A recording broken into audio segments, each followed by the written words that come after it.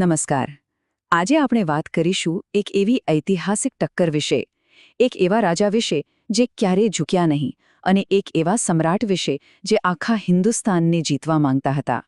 ચલો સીધા જઈએ 16મી સદીના ભારતમાં. આ સંઘર્ષની શરૂઆત આ શબ્દોથી થાય છે: હું મારી જમીન, મારું સ્વાભિમાન અને મારી આઝાદી અકબરને સોંપીશ નહીં. વિચારો, આ માત્ર શબ્દો નહોતા, આ એક વચન હતું. મહારાણા પ્રતાપનો અતૂટ સંકલ્પ હતો, જેણે આખા સંઘર્ષનો પાયો નાખ્યો. તો ચાલો આખી વાતને બરાબર સમજીએ. એ સમય હતો કેવો? કોણ હતું સામસામે? અને આટલી મોટી ટક્કર થઈ શા માટે? ચાલો 16મી સદીના ભારતમાં ડૂબકી મારીએ. જુઓ, એ સમયે આખા ભારતીય ઉપખંડ પર એક જ નામનો દબદબો હતો: મુઘલ સામ્રાજ્ય. અને એના સમ્રાટ હતા અકબર. એમ કહી શકાય કે એમની સત્તાને પડકારનારું લગભગ કોઈ નહોતું. હવે અકબરની રણનીતિ એકદમ સ્પષ્ટ હતી. એમને આખા હિન્દુસ્તાનને એક છત નીચે લાવવું હતું, કાં તો સંધિ કરીને, કાં તો મિત્રતા કરીને. અને થયું પણ એવું જ. મોટાભાગના રાજપૂત રાજ્યોએ મુઘલ સત્તા સ્વીકારી લીધી. પણ એક રાજ્ય એવું હતું જે ઝૂકવા તૈયાર નહોતું: મેવાડ. અને એના રાજા હતા મહારાણા પ્રતાપ. જરા વિચારો, આટલા મોટા સામ્રાજ્ય સામે એકલું અટૂલું રાજ્ય. અકબર જાણતા હતા કે યુદ્ધ છેલ્લો વિકલ્પ છે. એમને કૂટનીતિમાં વધુ વિશ્વાસ હતો. એટલે એમણે પહેલાં તો વાતચીતથી જ મામલો પતાવવાની કોશિશ કરી. પ્રતાપને મનાવવા માટે પ્રયત્નો શરૂ કર્યા. એક નહીં, બે નહીં, અકબરે કેટલાય દૂત મેવાડ મોકલ્યા. સાથે મોંઘી ભેટો, શાંતિ સંધિના પ્રસ્તાવો, બધું જ હતું. પણ મહારાણા પ્રતાપનો જવાબ દર વખતે એક જ હતો: નમ્રતાથી પણ મક્કમતાથી ના. કારણ કે એમના માટે આઝાદીનો કોઈ સોદો નહોતો. હવે જ્યારે વાતચીતના બધા દરવાજા બંધ થઈ ગયા, ત્યારે એક જ રસ્તો બચ્યો હતો: યુદ્ધ. અને આ રીતે ઇતિહાસના સૌથી યાદગાર યુદ્ધોમાંના એકની ભૂમિકા બંધાઈ.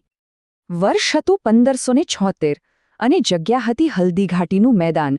જે સંઘર્ષ ટાળી શકાયો નહીં, તે આખરે અહીં શરૂ થયો. હવે જરા મેદાનનું ચિત્ર જુઓ. એક તરફ રાજા માનસિંગના નેતૃત્વમાં મુઘલોની વિરાટ સેના, અને બીજી તરફ મહારાણા પ્રતાપના મુઠ્ઠીભર પણ બહાદુર સૈનિકો. સંખ્યા અને સાધનોમાં કોઈ સરખામણી જ નહોતી. ખરેખર તો આ લડાઈ બરાબરીની હતી જ નહીં. પણ પ્રતાપ ડગ્યા નહીં. પોતાના વહાલા ઘોડા ચેતક પર બેસીને એમણે પોતે જ હુમલાની આગેવાની લીધી. સામે ગમે તેટલી મોટી સેના હોય, એમની હિંમત અડગ હતી. અને એવું પરાક્રમ બતાવ્યું કે મુઘલ સેનામાં હાહાકાર મચી ગયો. દુશ્મનોની વ્યૂહરચના તોડીને એ સીધા મુઘલ સેનાપતિ માનસિંગ સુધી પહોંચી ગયા. કોઈએ કલ્પના પણ નહોતી કરી કે મેવાડના રાજા આટલી હદે આવીને પડકારશે.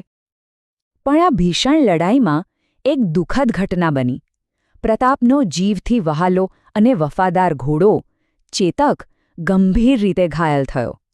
બસ આ જ ક્ષણ યુદ્ધનો વળાંક બની. હવે આગળ વધવું શક્ય નહોતું. પીછેહટ કરવી જ પડે એમ હતું.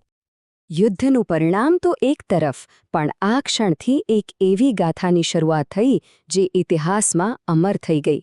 એક એવી વફાદારીની કહાણી જે આજે પણ સૌ કોઈ યાદ કરે છે.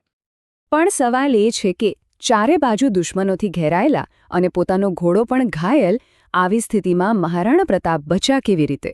આનો જવાબ એક અવિશ્વસનીય વફાદારીની કહાણીમાં છુપાયેલો છે. પોતાને જીવલેણ ખા વાગ્યા હતા, છતાં ચેતક હાર્યો નહીં. એ પોતાના માલિકને પીઠ પર લઈને યુદ્ધના મેદાનમાંથી બહાર નીકળ્યો. એટલું જ નહીં, રસ્તામાં આવતી એક વિશાળ નદી પણ એ કૂદી ગયો, માત્ર પોતાના રાજાને બચાવવા માટે. અને જેવો એણે પોતાના રાજાને સુરક્ષિત જગ્યાએ પહોંચાડ્યો, એ બહાદુર ઘોડાએ પોતાના પ્રાણ છોડી દીધા. ચેતકનું આ બલિદાન વફાદારીની એક મિસાલ બની ગયું. હવે હલ્દીઘાટીની લડાઈ કદાચ પૂરી થઈ હતી, પણ મહારાણા પ્રતાપનો સંઘર્ષ નહીં. હકીકતમાં અહીંથી જ તો એમના સંઘર્ષનો એક નવો જ અધ્યાય શરૂ થયો. મહારાણા પ્રતાપે રાજમહેલ છોડીને અરવલ્લીના જંગલોને પોતાનું ઘર બનાવ્યું. પણ એમણે હાર ન સ્વીકારી. એમણે ગેરિલા યુદ્ધ નીતિ અપનાવી, એટલે કે છુપાઈને હુમલા કરવાની પદ્ધતિ. ભલે ગમે તેટલી તકલીફો પડી, એમનો જુસ્સો અકબંધ રહ્યો. અને જુઓ, ધીમે ધીમે એમની મહેનત રંગ લાવી. એમણે મેવાડના મોટા ભાગના કિલ્લાઓ મુઘલો પાસેથી પાછા જીતી લીધા. પણ સૌથી મોટી જીત એ હતી કે તેઓ ક્યારેય પણ અકબર સામે ઝૂક્યા નહીં. એમનો આત્મવિશ્વાસ ક્યારેય તૂટ્યો નહીં. તો આ આખા સંઘર્ષને જોઈએ તો બે અલગ અલગ વિચારધારાઓ દેખાય છે.